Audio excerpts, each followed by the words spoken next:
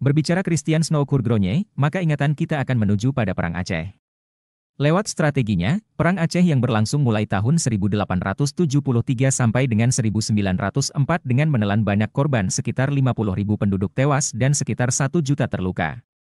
Pengetahuannya tentang budaya Islam serta kemahirannya berkhotbah, Snow Kurgronye yang saat itu menjadi penasehat J.B. van Hees, perlawanan penduduk Aceh hancur dan kekuasaan kolonial Belanda pun mencengkram bumi Rencong. Maka mendengar nama Snow Kurgronye, ingatan kita akan segera hinggap pada tokoh pengadu belah masyarakat Aceh melalui kemahirannya berkhotbah dan fasih berbahasa Arab dan Islam.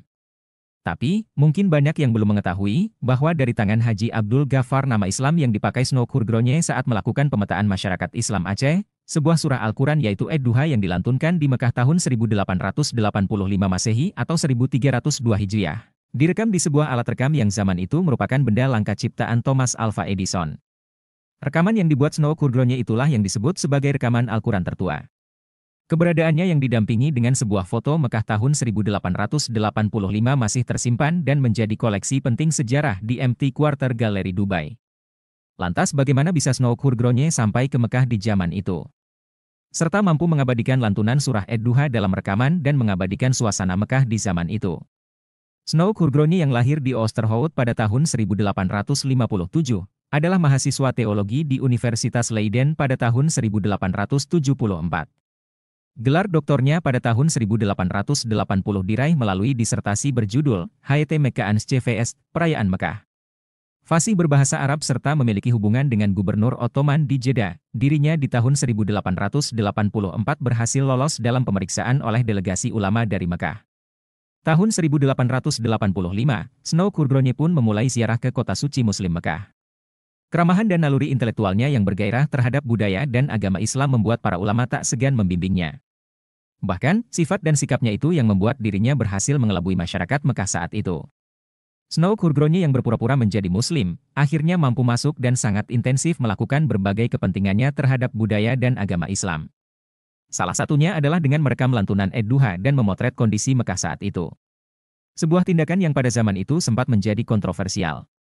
Lepas dari sepak terjangnya yang penuh kontroversi juga, Snow Kurgronye adalah salah satu orang yang akan dicatat sebagai perekam Al-Quran tertua dunia.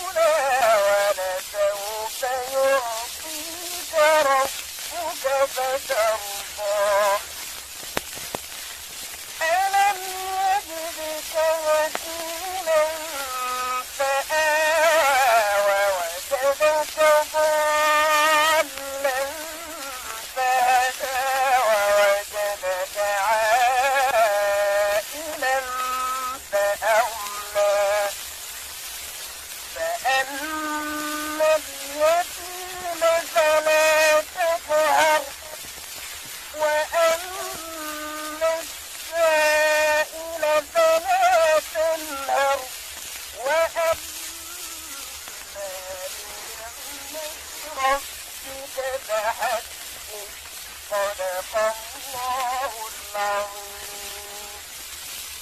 سبحان ربك رب العزة عما يصفون وسلام على المرسلين والحمد لله رب العالمين.